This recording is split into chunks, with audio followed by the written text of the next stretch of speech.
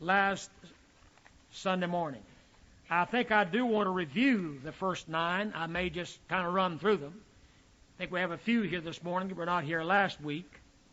But if you ever made a study of words, folks, I hope you will do it in verses 2, 3, and 4. There are 15 adjectives, 2 nouns, and a verb used by Paul, by the inspiration of the Holy Spirit, to describe the awfulness of this world system. Let's read beginning with verse 1. But this you be understanding, or recognizing, in the final days. Notice I'm translating the word eschatos, final, rather than last. Difficult times shall be present, future tense. Now, I'm emphasizing this morning because we have a tense in verse 5, folks, that you'd better follow me on this, or you'll miss the whole thing. You remember what I said 2 weeks ago today about eschatos? Gave you some verses, how it is used, and it's not always used the same way. Sometimes eschatos, and I know of one instance, and that is Hebrews 1, 1 and 2, where eschatos takes in the whole period of time between Christ's first and His second advents. But that isn't always so. In the light of the context here, we know that things are bad now, but they're going to get worse and worse. And so the question is, are we living in the last of the last times? Now, verse 2. Notice I've changed the translation from the King James in some of these, and I have given you other words that could be used in what we've already studied. But this is a word study. For the people shall be self-lovers, money lovers, boasters, arrogant, blasphemers, disobedient to parents, unthankful or ungrateful. And folks, I want to call attention to that adjective before we get through. Unholy, without natural affections, plural, irreconcilable, slanderers, without self-control, untamed, not lovers of good, traitors, reckless. And I'll use the word high-minded now, but we'll look at it in the original in a moment. Pleasure lovers more than God lovers. Now look at verse 5. I read almost one whole day last week different works on this one verse. What an eye-opener. Listen now. Having a form, now notice all of these adjectives and 2 nouns and a verb. Now notice what he says in verse 5. Having a form of piety. But who have denied? What tense is that verb? It's a participle. And it is a perfect, is it a middle or is it passive participle? Having a form of piety, but who have denied the power of it. You, now this is a command, folks. This is a command. And it is a present. Is it a passive command or is it a middle command? There are differences of opinion as to whether it's passive or middle voice. You be turning yourself away from these. So, folks, Christians can't stay in a rotten mess. They got to turn away from it. And let me hasten to say, Christians will do that very thing.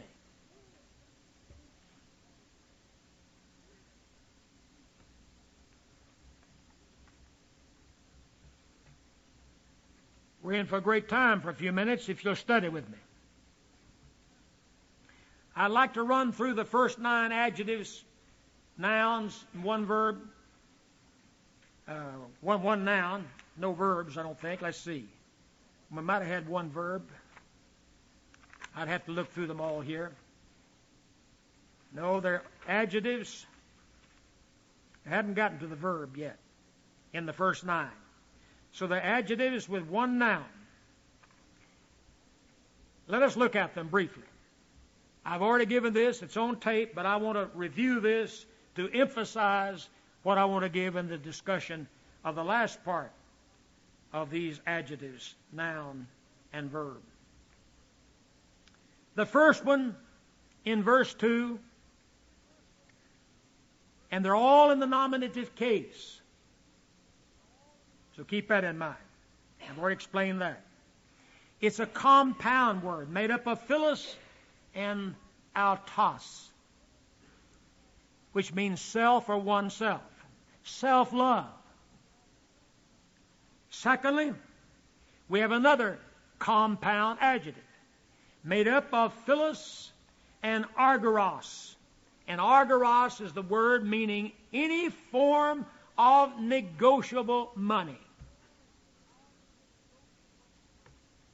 So it's money lovers.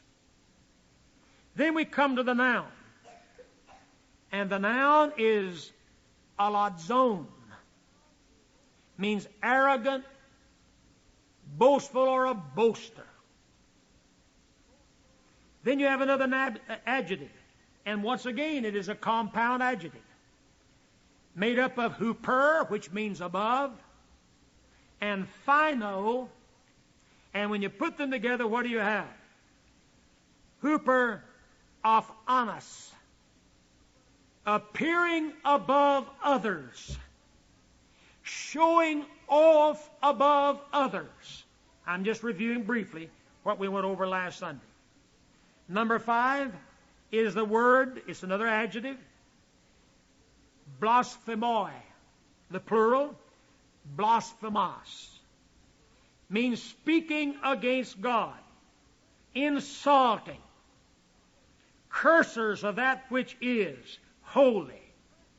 And folks, when people belittle God, make derogatory statements about God, they are blaspheming. Period. Number 6 is another adjective. It is not a compound. Apathes, meaning rebellious. Rebellious to parents. Have you ever seen as much rebellion as we have today? See, the president of the Southern Baptist Convention wants to appeal to the baby boomers. I didn't read it all. You need to read it. Yesterday's religious section of the paper.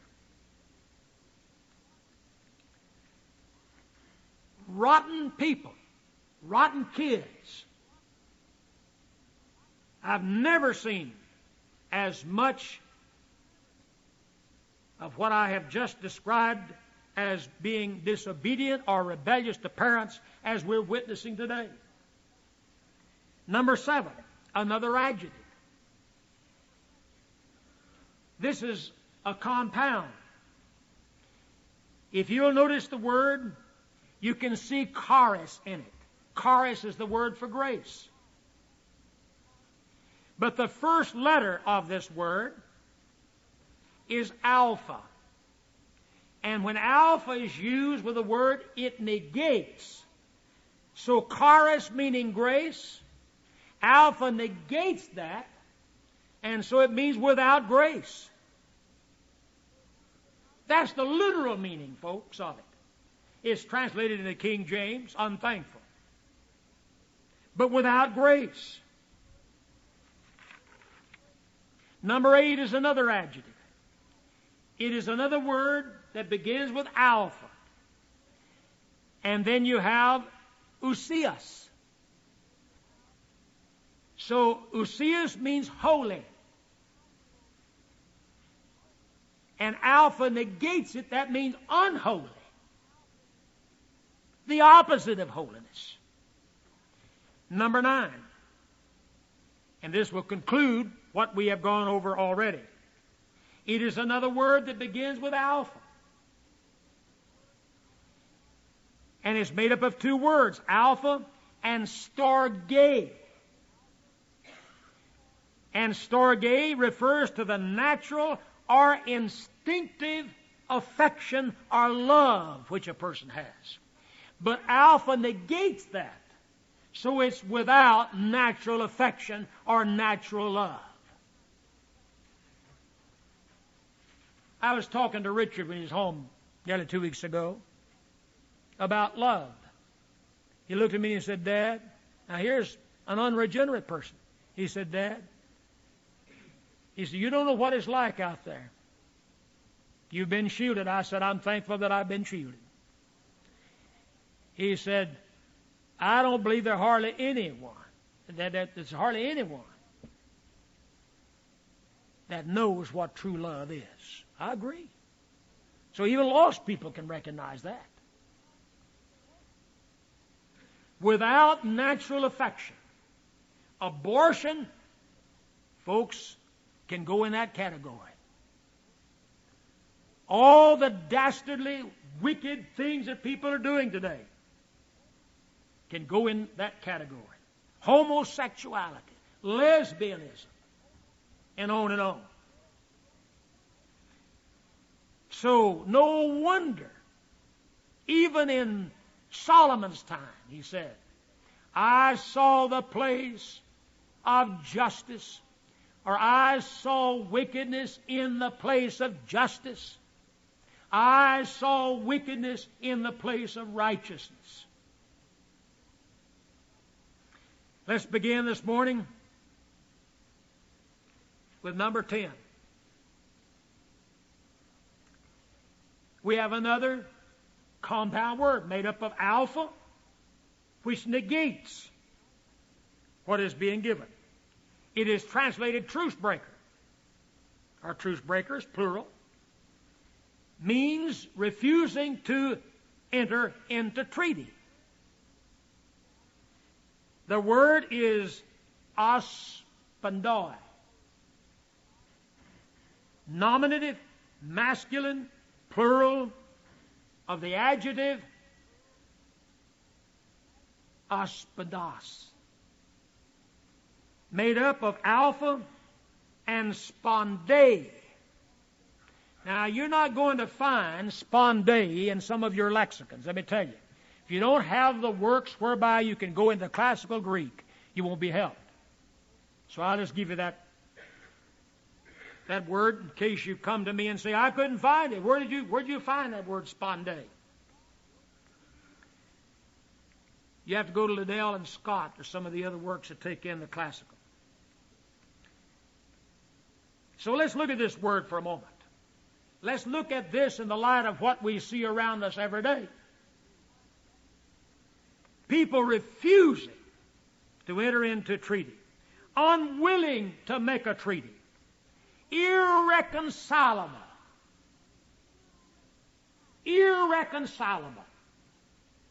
not interested in peace. While they're talking about peace, they're not interested in peace. While people are talking about justice, they're not interested in justice.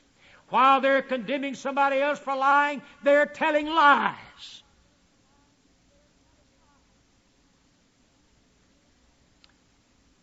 You know the way they've talked about Furman's lying, and he did lie.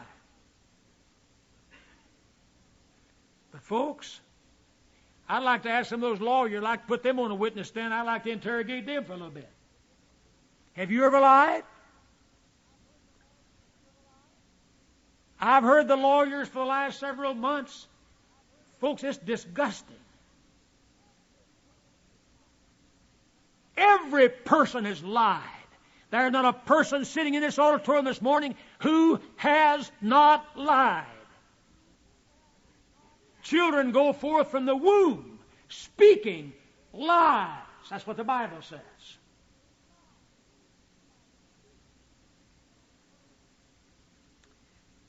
So what do we have? As it's translated, truce makers in your King James Bible, it refers to persons who become utterly careless in word or pledge. What's what I'm saying? Pledge. It denotes a corrupt condition of society. Let me illustrate it. I was talking with a woman this past week. She's telling about her father. Her father's a contractor. And she said, Brother Bear said he doesn't take a lot of jobs. Said he just takes one job at a time. He's 58 years old. And said he's been in it all of his life. He is so conscientious about his work. He does all that he can do, and he's qualified to do. And then he has certain men that he knows to do the other things that he cannot do. Because he said you can't trust anybody today.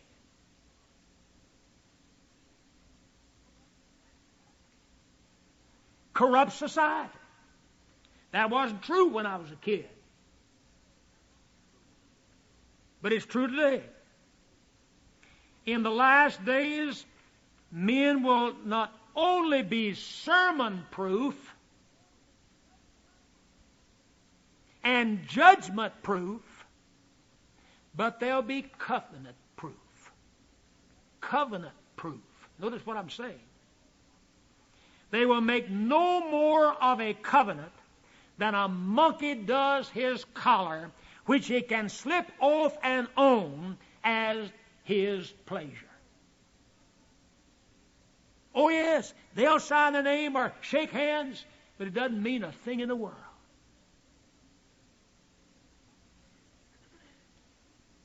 That's the day in which we're living. Very few people you will find who have any integrity. When they tell you something, they mean it and they will stand by it. The 11th adjective is diabolos. Diabolos. It's made up of two words. Dia, the preposition, meaning through, and balo, the verb, to thrust through, to defame, to inform against. Diabolo. So it comes from that verb. Diabolos, an adjective. Used 38 times. Translated devil. And as an adjective given to malicious gossip.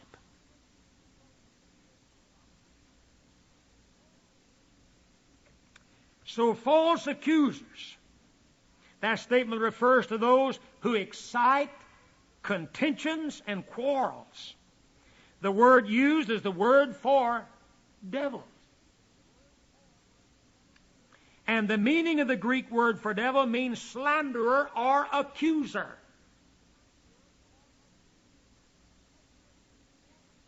So he is a treacherous informer. He's a traitor, like Judas.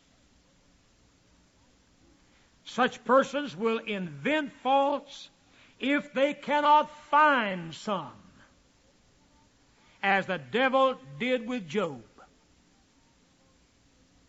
Job 2:5 and verses 9 through 11.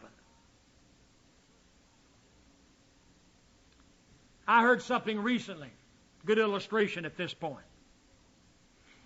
You know, the snake's poison is in its teeth.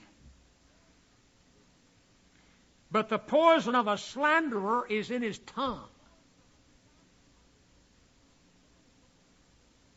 The snake usually goes away at the approach of man, but the slanderer follows his victim with untiring perseverance. The poison of a slanderer is worse than a snake. His venom often strikes a whole family, sometimes a whole assembly, or community, thus destroying all peace and confidence. Have you seen just recently, there's always been some kooks out there, religiously speaking. The snake handlers. I heard a real good one, and it was in the paper just recently. A Baptist preacher was approached one time by a snake handler. He said, I want to prove to you that I can handle snakes and the snakes won't bite me. And so he took this rattlesnake and he fooled with it a while and he said, you want to try it? He said, well, there's more to that verse than what you have said. He said, there is something else contained in that verse. They can drink deadly poison, it won't hurt them. He said, I'll make a bargain with you. You know what's coming, don't you? He said, you let me mix a drink for you, and I'll mix some strychnine in some water.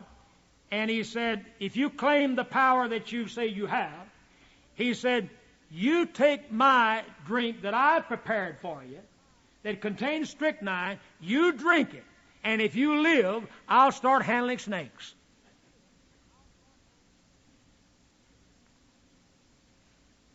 He didn't take him up. Wonder why?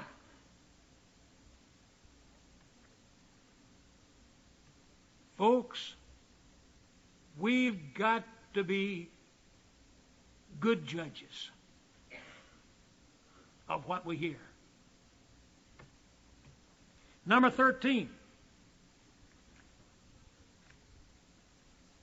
The word in your King James has the word fierce.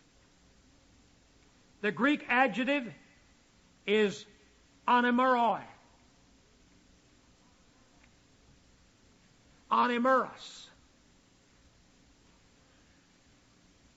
The singular, the word from which we get the plural. What does it mean? Fierce or vicious. Folks, I'm witnessing every time I pick up the paper. Vicious people out there. I said vicious people out there. It's, in other words, merciless, a savage. It is the very antithesis of being civilized or tamed.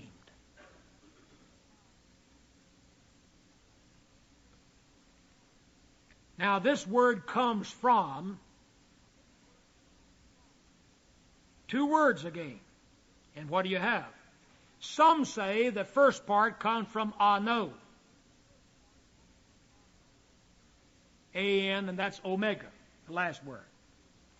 There are others who say, no, it just begins with alpha. So I'll let you wrestle with that. I did.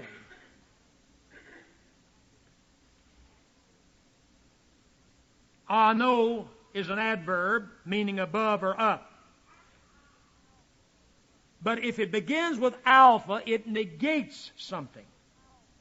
Hemeros is the word. And hemeros means gentle, mild. And it is negated by alpha, thus giving us the meaning of ungentle, fierce, ferocious, savage, or untamed. World's full of them, folks. And we see it today more than ever because God is gradually removing His restraint. So cruelty has certainly increased. And inhuman disposition is seen on every hand. So the root of self-love and money love is the passion to slay all who oppose them.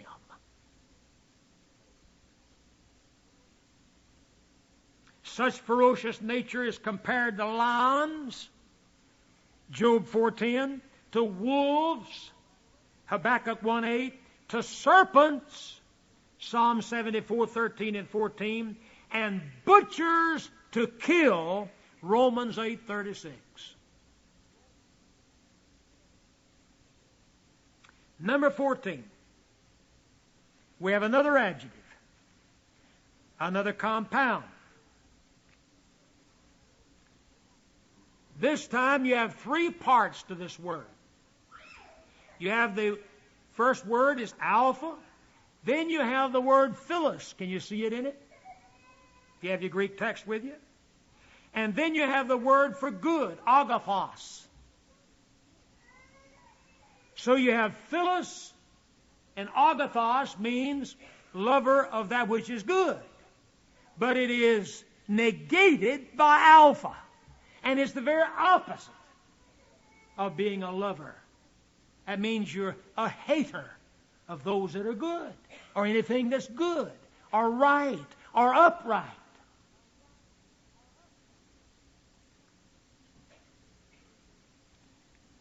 So the word is aphil agathoi, or aphil agathos.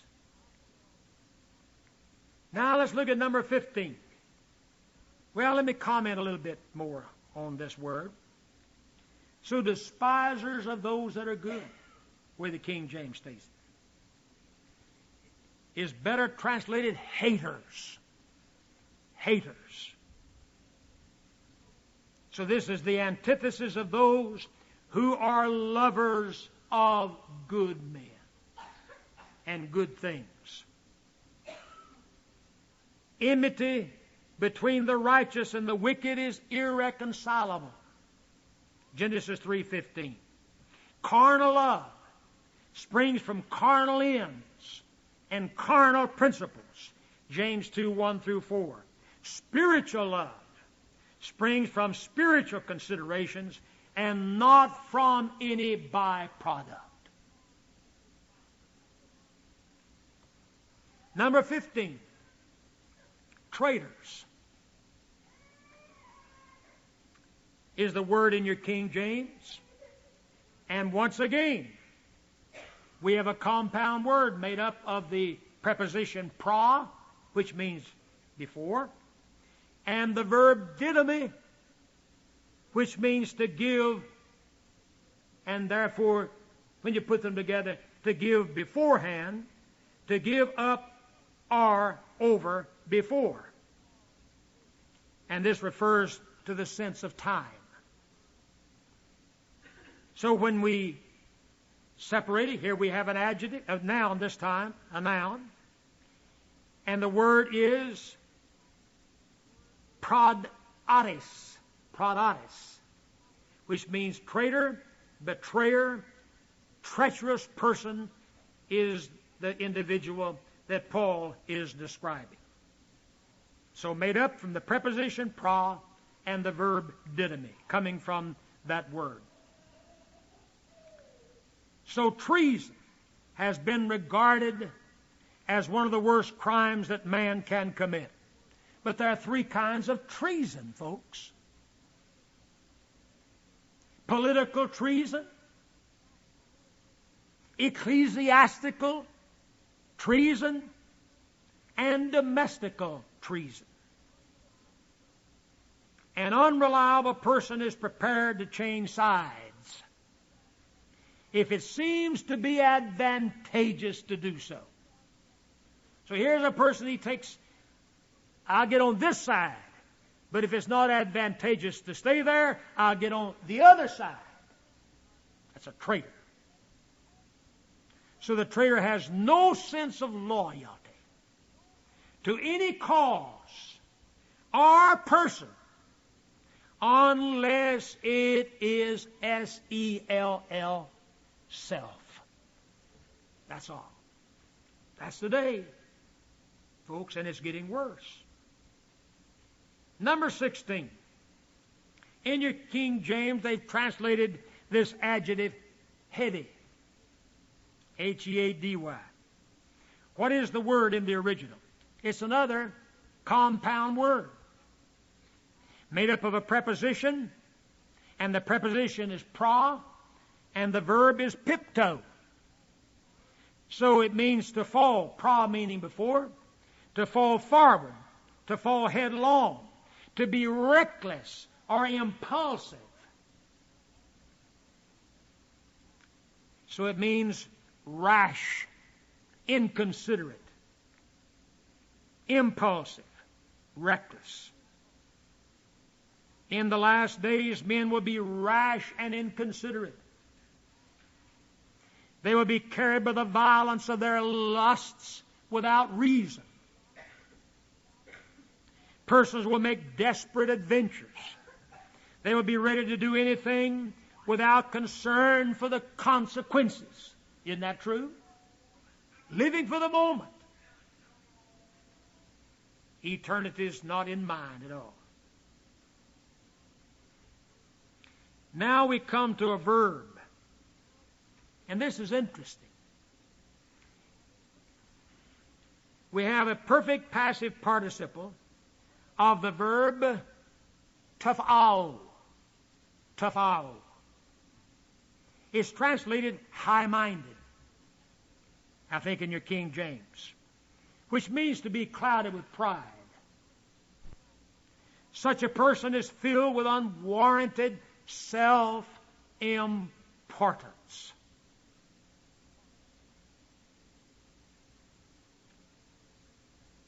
We've all made the statement, we've all seen people, and we're familiar with this cliche, oh, if I could just buy that fella for what for what he's worth and sell him for what he thinks he's worth, I'd have it made.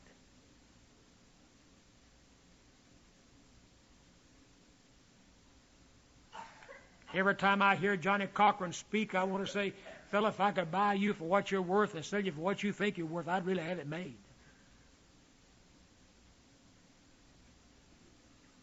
And also, you know who the pit bull is of the defense team, don't you? Shaq. He's called the pit bull. He's supposed to be the brains of the defense team of 15 lawyers.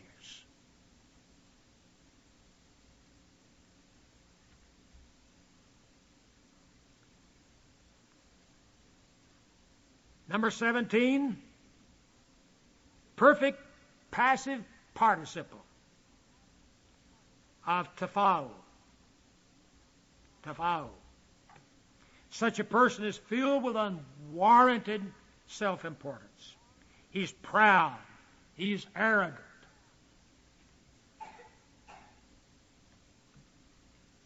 There's a difference in being bold and standing for the truth and being arrogant.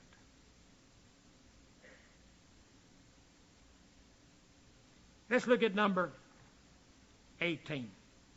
Then I want to take you for some 15 or 20 minutes into the 5th verse to prepare you for next Lord's Day, and to bring some things together that need to be understood concerning eschatology.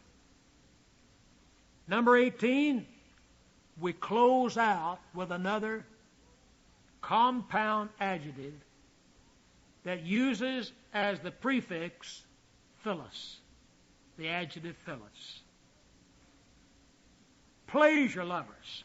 So you have philos and hedone. Hedone. And hedone means pleasure, passion, or lust. So lovers of pleasure more than lovers of God. That's another compound made up of philos and theos. But here we're looking at philos hedone. Lovers of pleasure more than lovers of God refers to the sensual pleasures of vain amusements. There is a wild and feverish rush after pleasure in this modern age. It will increase more and more in the last days. Pleasure lovers have no serious or meaningful pursuits. They live for time, not for eternity.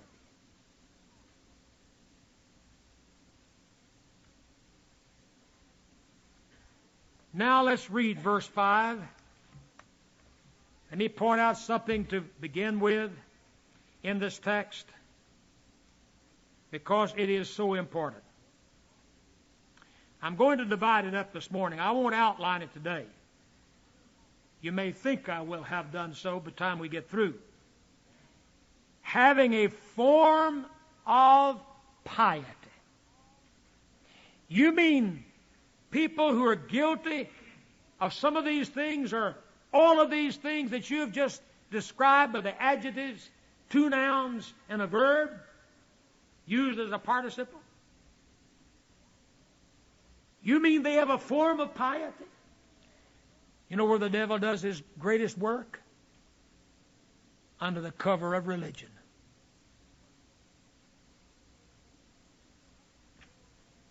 So having a form of piety, but who have denied, watch this, watch the tense of this. We're talking about a perfect tense. Who have denied a completed action with a continuing state of results and are continuing to deny. You say, this, preacher, condemns your view of these days, or this passage as a whole, describing the last of the last days. Does it? Watch it, folks. Here's where tense is very important. Very important. So let's look at this. What is Paul doing now in verse 5? He is describing the apostate's character. I said he's describing the apostate's character. Their character of piety. Having a form of piety. So they possess a mere form of piety. And the word for form is morphe. I'm going to say a little bit about the words as we go through it, but I'm not getting into an exhaustive study until next Sunday. So the word form means the form by which a person or a thing strikes the vision. The external appearance, if you please. It also refers to the expression of the essential being of that which is expressed. Children are said to reflect the form of their parents. In the incarnation, there was a change of form, Philippians 2:5-8, actually 6-8. but not a change of content. Only a change of form with the Lord Jesus, not a change of content. He was still God. He was God manifested in the flesh. Now, see, that would take us into a real study of that, but I want to explain to you the word morphe. The context that we're looking at indicates the meaning of the word form. In Romans 2:20, the word refers to the embodiment of truth as it is contained in the law. But in 2 Timothy 3:5, this verse that we're now investigating speaks of the mere outward semblance as it is distinguished from inward reality.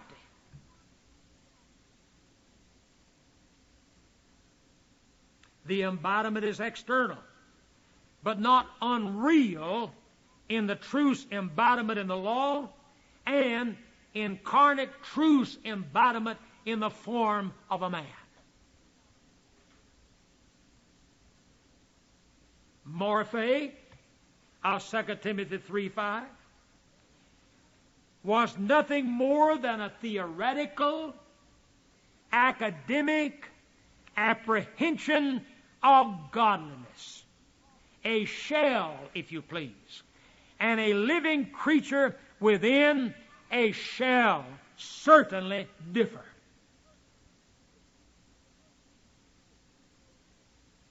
Did you know that Satan's most destructive work is accomplished under the form of, quote, Christianity, end of quote? I didn't know that when I was first saved. You didn't either. But it wasn't long thereafter until you began to see the evidence of it. Satan knows that forms are necessary to Christianity as the means of its manifestation. Therefore, he seeks to imitate everything that is related to Christianity. And he does it. I'm going to prove it with three things this morning. This could be discussed for weeks, but I'm going to use three things. And the scripture is found in 2 Corinthians 11, 1 through 4, but especially the fourth verse. Satan produces another Jesus. Paul uses that expression in 2 Corinthians 11, 4. He also produces another spirit. And thirdly, he produces another gospel. That's Paul's own analysis. And he knew he was speaking by inspiration. Another Jesus. So when somebody talks about the peccability of Christ, that's another Jesus, folks.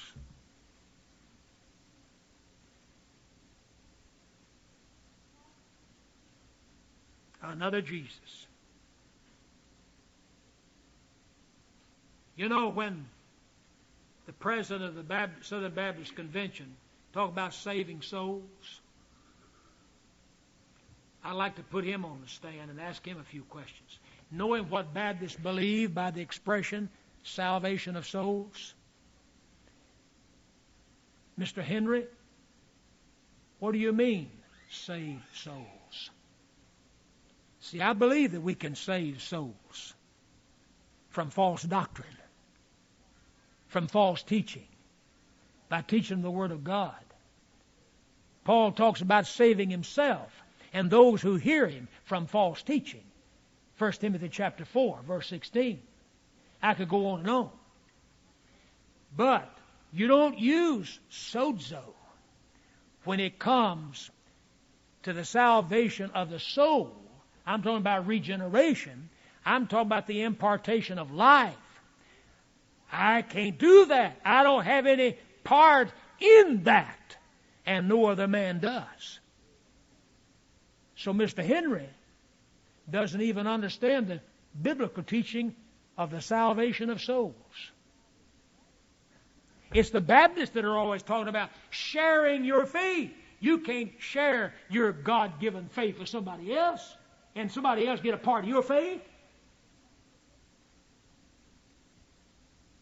That's ridiculous. So another gospel. They have another gospel. They have another Jesus.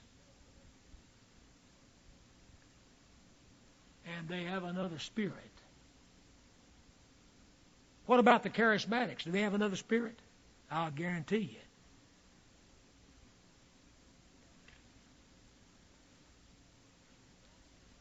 you. In formalism, outward appearance must be distinguished from inward reality. There's a difference between knowledge in the head and grace in the heart.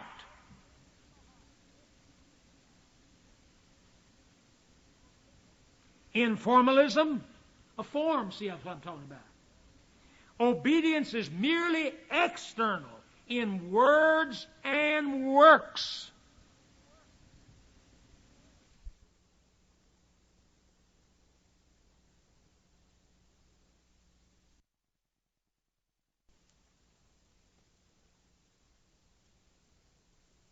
Formalists live as though godliness were an empty name, void of all efficiency.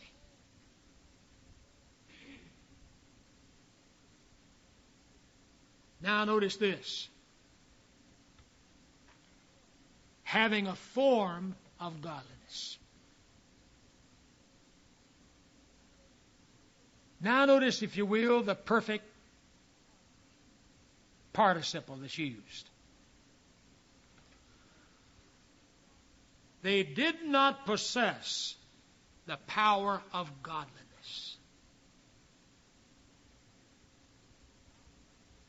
So I would translate it like this. But who have denied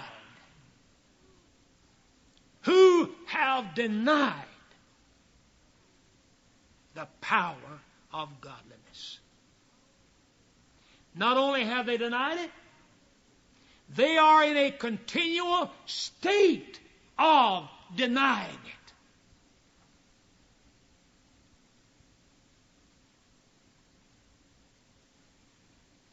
And folks, that's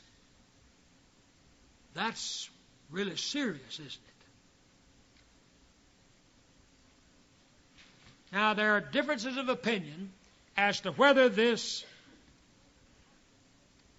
participle should be middle or passive. I studied this. I wrestled with it.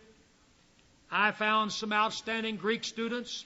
Robertson, for instance, he says it's middle voice.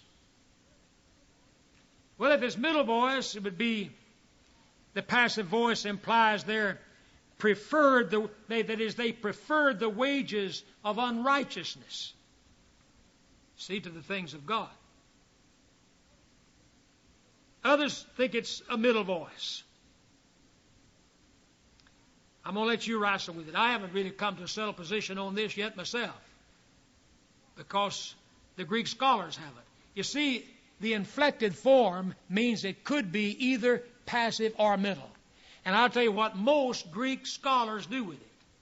They don't say anything about it being middle. They just say it's a perfect participle. That's the best way to handle it, I guess, if you don't want to get into a big argument. But I think we should seek to find out really how it is used in the light of the context. So that's an interesting study, and I haven't come to a conclusion on that myself yet. But I do know this, it's a perfect participle. So not only have they denied, so those who have denied the power of it, that is the form, but they're in a state of denying it. So that I can be sure of. So the word for power here is dunamis. Dunamis. The absence of divine power made their profession therefore vain. It has been said that that which has no force is a farce. I like that.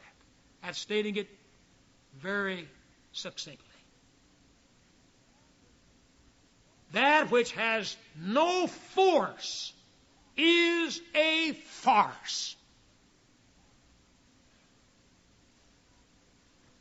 You and I know there is no power in another Jesus. There is no power in another gospel. There is no power in another spirit. So I'll use what we've already covered. You see how important it is. So formalism is an abomination to God. It is the substitution of outward rite for the inner spirit and life of the soul. There's no value in mere formality. Why go through the form? To be frank with you, I wonder why a lot of people go to church. I wonder why a lot of people even waste their time in going to church.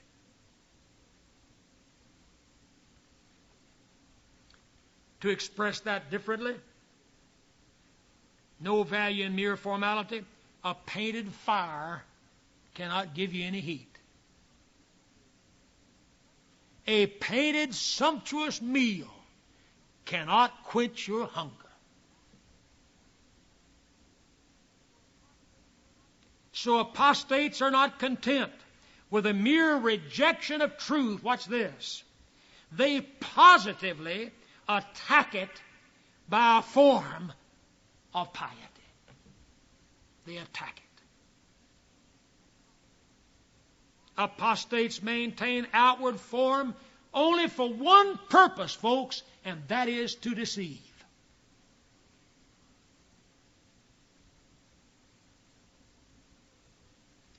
To claim you're interested in justice, you'll carry the form of it in order to deceive the jury. So watch that tonight. Watch that tonight, folks. Listen closely to that outstanding orator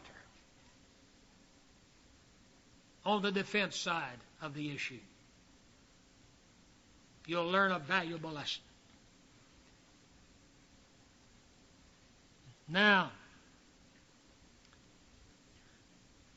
notice this. He gives a command. I said he gives a command.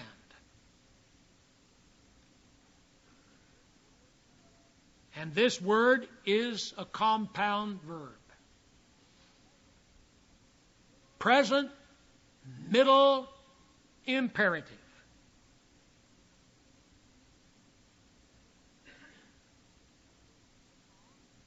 What is it? Apa is the first part of the verb. From, basically it means from.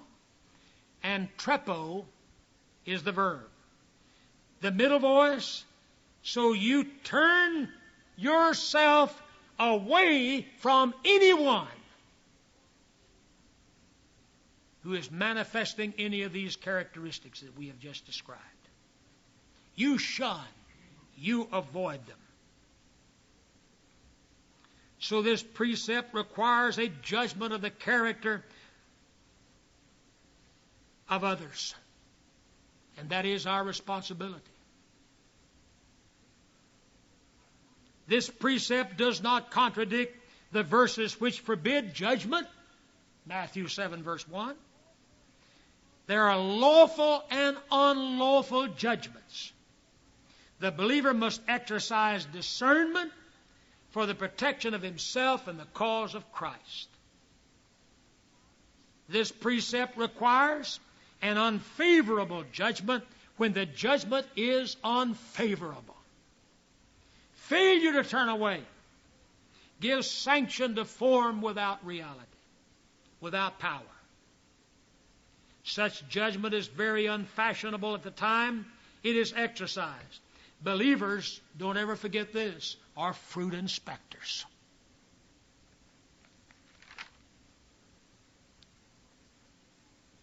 I want to take you back in closing this morning to the perfect tense of the participle we just discussed, who have denied. I want you to think now with me for a moment seriously. I said at the beginning of this study, and I gave you all millennialists of what they have to say about the passage in 2 Timothy chapter 3 concerning apostasy.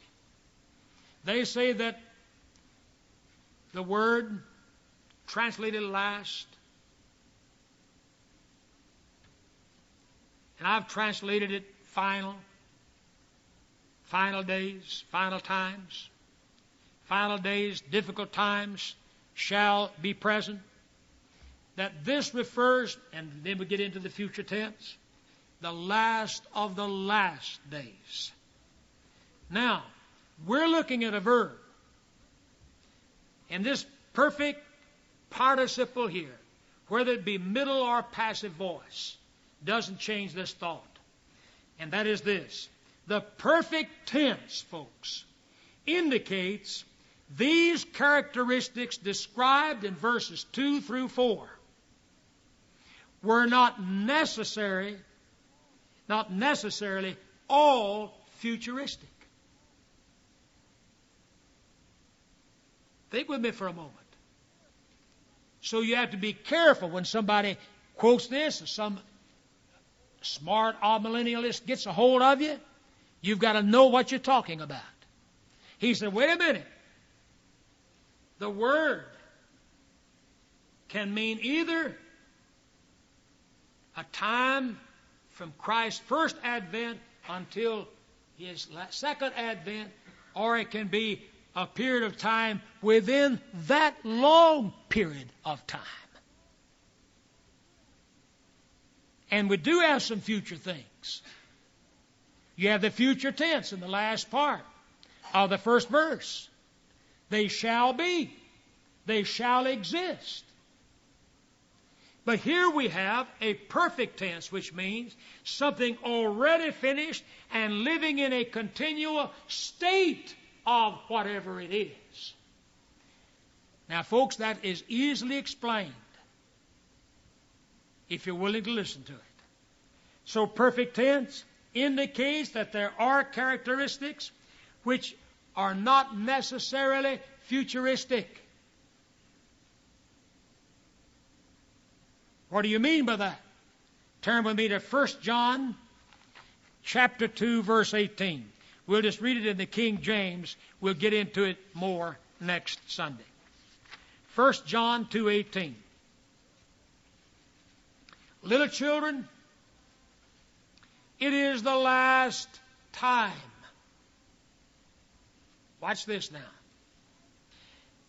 And as you have heard that Antichrist, singular, folks, shall come. That's future. Shall come. Even now are there many antichrists. Folks, we've always had antichrists. We have them right now. But the Antichrist that is mentioned in the first part of the verse has not yet arrived. If he has, we don't know who he is. So you must distinguish between the Antichrist that is yet to come from your point of view and mine, and the Antichrists that are already, they were in existence even in John's day. So let's read all of verse 18. Little children, it is the last time. And as you have heard that Antichrist shall come, even now are there many antichrists. There were antichrists in his day. There are antichrists in our day. But the Antichrist was not manifested in John's day. And the Antichrist is not manifested in your day and mine. Then he says, whereby we know that it is the last time. So there are the last days, and there are the final days of the last days.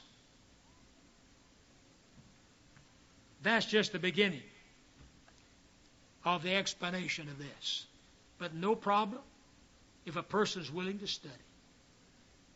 So the tense of verbs, folks, is very, very important.